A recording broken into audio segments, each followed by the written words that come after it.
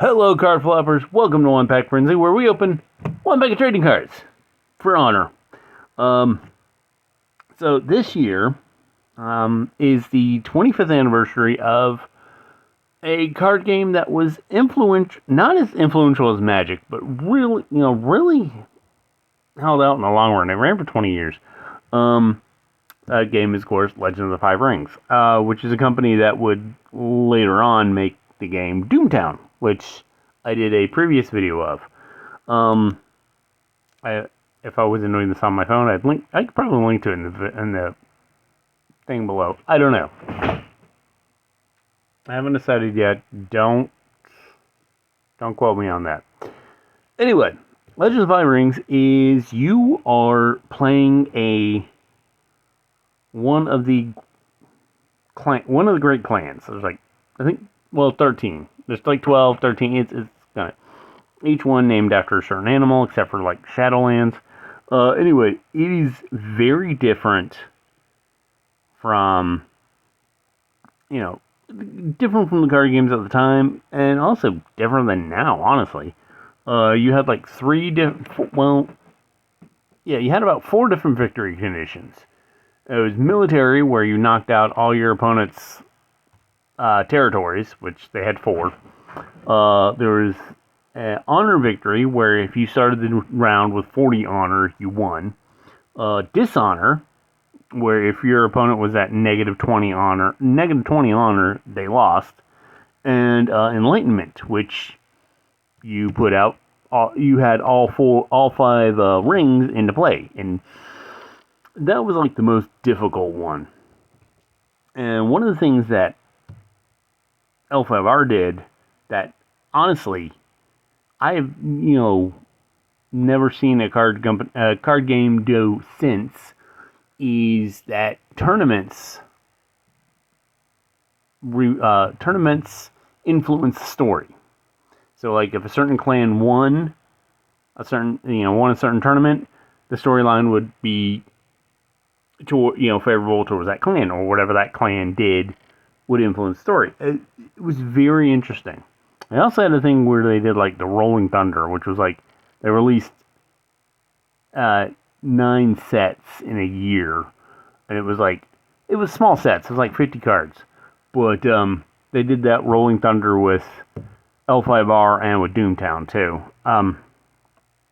But yeah, there's a lot going on in these cards, so if I don't explain I don't read the entire thing, and I screw up on a lot of the names, bear with me. I'm not as much a weeb as I once was. But enough of my yakking, let's get cracking. This is from 2013. I think that was about the end of the series. Oh, by the way, I got this from Category 1 Games. Hashtag not sponsored, but check them out. They got a bunch of old cards. That's for $2, I think. Well, they're running a special. Anyway, Gates of Chaos, which I said, I think was the end. Anyway, there's a Koku. They were like Kool-Aid points. Get enough of them, you get some free card. You can get some free cards. Technically, a little tear. I always miss that. And another thing about L5R is that you actually built 2 decks. You had a personality deck, and you had essentially a war deck. You had one that you pulled from during your turn, and then you had one you drew from during your opponent's turn, which contained stuff that you would defend with. I don't know I think the rare would be at the end, or not. I don't know. We're about to find out. It doesn't matter. This card game's been dead for 10 years. Anyway, here we go. Oh, okay. Yeah, they revamped it a lot. Anyway, the Eternal Rainbows. This is a terrain, which is your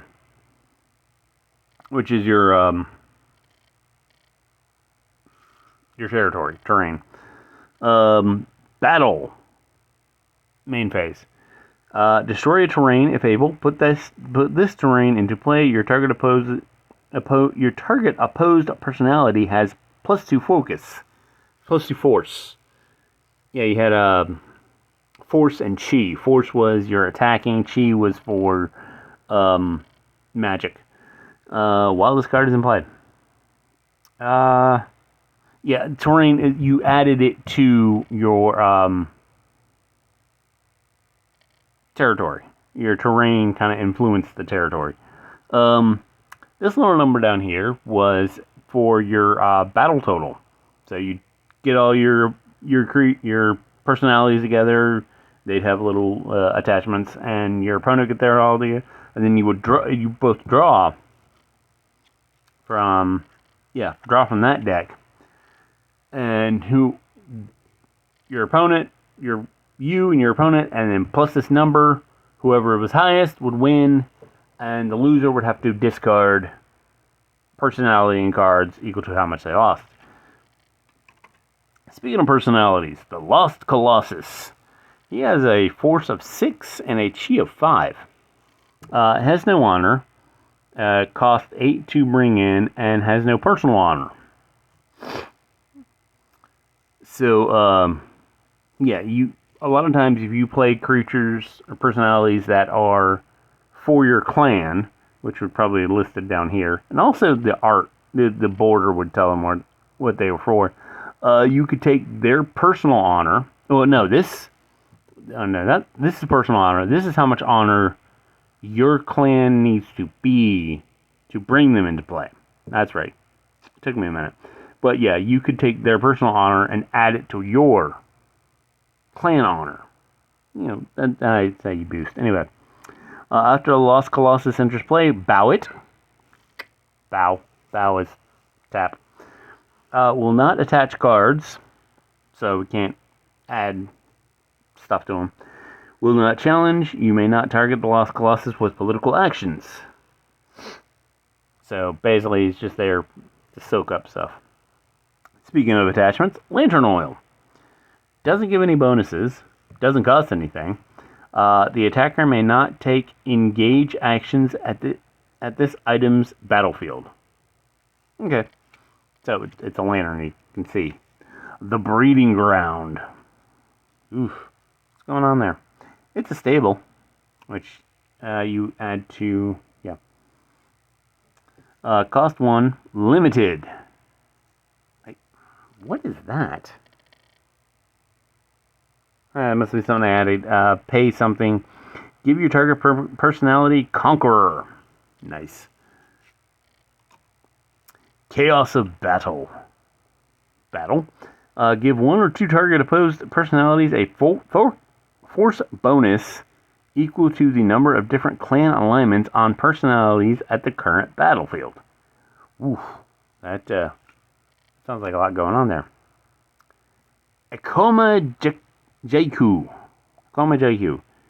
He's a Lion Clan. You can tell by that. And plus, his border's kind of yellowish. I don't know if you can see it from here, but oh man, it's no wonder. This is why I read these things, because the thing is not focusing well. Sorry. Anyway, continuing. I don't know. I think that little dot down there is the rarity symbol. Anyway, 3 focus, 3 force, 3 chi, 0 honor cost, 5. I think that's influence. 0 influence,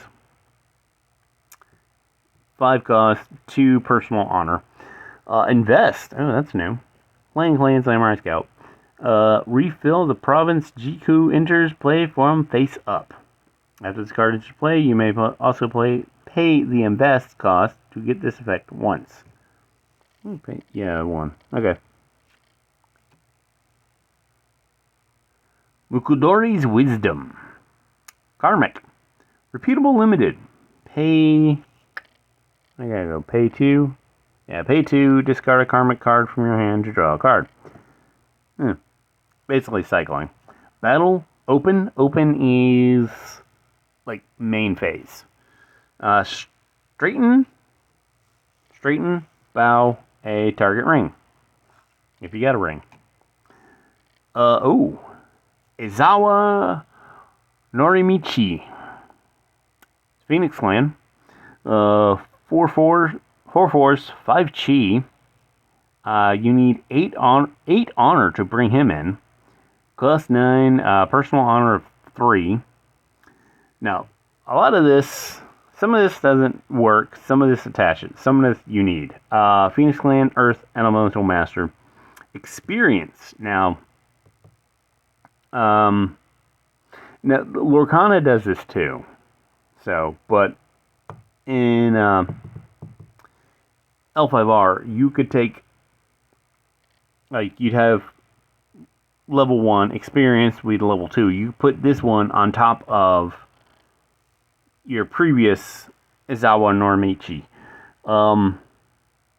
Actually, I do have them. They're somewhere in storage. I need to get them out. But I have, like, the entire experience level of, like, Doji Domotai, who was, like, my favorite Crayon character. But anyway, yeah. If you had more experienced characters, you put them on there, and you could see them grow in power. Loyal, which means you could only play, if you're Phoenix Clan, you can only play it. The thing is like, if you had other clan characters, they would cost more to bring them in. I think it was like cost 2 extra to bring them in, but you wouldn't get their personal honor. Loyal means he can only be Phoenix Clan. Shujinja, which means he's a spellcaster. And unique, which means he can be, it's like the legendary rule in Magic. Your other Earth Shujinjas have +1 focus, +1 force. Don't. Battle, give this province +2 or -2 strength. Ivory Magistrate Outpost. Open, straighten your target magistrate. Battle, straighten your target personality. Simple enough. I think we're in the uncommons now. Abdullah. No, thank you. He is 1 focus and 2 chi. Gaijin. Well, we all know what that means.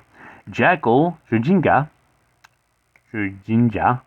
I'm sorry if I'm butchering this. Is like, I haven't played the game in 20 years. Plus, I had a mini stroke, so words aren't working the way they used to be. Anyway, no clan honor, 6 cost, no personal honor. After Abdullah enters play, lose 2 honor and create a 2 focus, 2 force, 2 chi, 0 personal honor, non-human, Shadowland, undead personality. Token creature. And this is my rare. Recovering what was lost. Because the rares, it's little stars, the rare. Absent engage. If he would be opposed, move your target personality at home to the current battlefield. Give him +2 F if he is a tactician. Absent actions can be taken without presence. Thanks for that clarification. Alright, MVP. What I would consider, I'm just gonna give it to the Gaijin. Abdullah. That's my MVP. Because, put him into play, and you do really well. I'm fighting Joyra right now, so that you see shadows as cat, not actual weird things going on. Yeah. Because, now, Jackal, I think there was a spin-off. Legends of the Burning Sands. Didn't last that long, but it was more of Arabian Nights feel to it. I might get into that. I might do a pack of that someday, because I am actually interested in that one. But I think he's from he's a remnant of Burning Sands. But yeah, so that's my MVP, because he's versatile. And if you were Shadowlands player, Shadowlands clan, you didn't have to worry about being defeated by losing honor. And I think that was the one I played. Anyway, yes, that is Legends of the Five Rings. Happy anniversary. I mean, it's not this year's not. I mean, this year is the 30th anniversary. Um, and I know, who was it? Fantasy Flights did a non-collectible version of it. Um, eh, it doesn't. I've seen it. I saw it when it first came out, and it doesn't have this flavor. It doesn't have the flavor. I don't know. Maybe they improved it. Maybe they didn't. I don't know. I don't care.